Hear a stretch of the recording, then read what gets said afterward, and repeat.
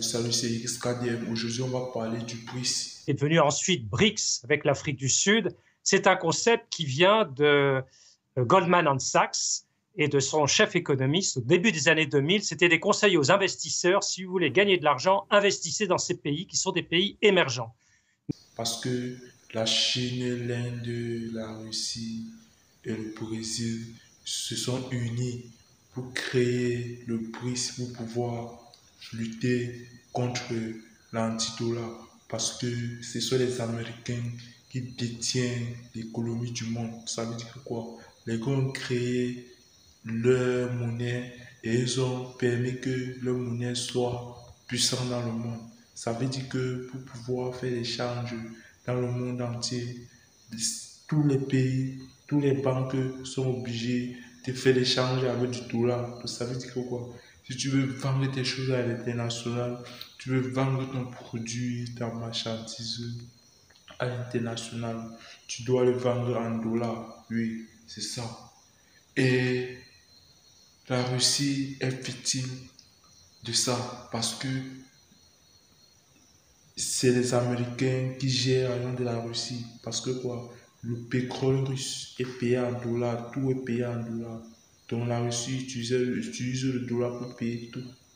Maintenant, la Russie a décidé de faire maintenant la guerre en Ukraine, c'est là où maintenant les Américains ont sanctionné la Russie avec le dollar. C'est-à-dire que comme vous voulez faire la guerre, vous voulez partir, vous voulez intervenir en Ukraine, nous, on va juste saisir votre argent parce que c'est nous qui gérons votre argent. Donc, ça veut dire qu'ils ont saisi, ils ont géré presque de 300 milliards de dollars. Ça veut dire que tout un PIB là-bas en Afrique mélangé avec tous les pays d'Afrique, 300 milliards de dollars. C'est énervé les Russes.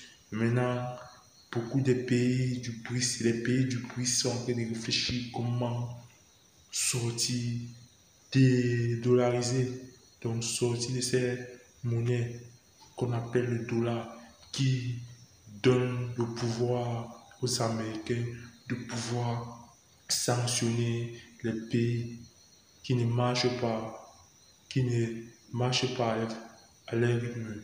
Donc les gars sont décidés aujourd'hui parce qu'ils ont fait la réunion en Afrique du Sud, comme Poutine ne pouvait pas se déplacer, le gars a fait sa réunion à distance, le gars a parlé et a dit qu'il faut que on crée notre propre monnaie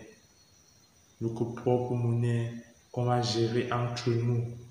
Oui, on crée notre propre monnaie internationale. Et avec ce qui se passe, on voit que beaucoup de pays d'Africains vont utiliser cette monnaie pour pouvoir avoir l'échange à l'international. C'est ça la vérité, c'est ça la réalité qu'on vit dans ce monde. Donc, c'était juste pour parler de cette actualité, ce qui se passe dans le monde. Donc, abonnez-vous, likez, partagez, mettez-moi un pouce bleu si vous aimez la vidéo. On se retrouve dans une prochaine vidéo. Ciao, c'était XKDN. À la prochaine. Et ce n'est que 10 ans après, donc vers 2011, 2009 exactement, que s'est réuni un premier sommet BRIC, et puis après en 2011, BRICS.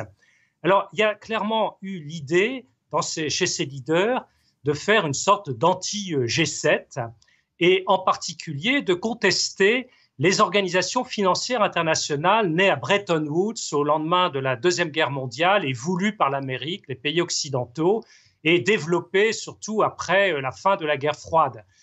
On veut faire en quelque sorte un contre-pouvoir sur le plan économique et financier. C'est la raison pour laquelle ils ont créé une banque, d'ailleurs, en 2015-2016, la New Development Bank, dotée de 100 milliards de dollars, et dans laquelle, effectivement, les pays du BRIC sont les dirigeants.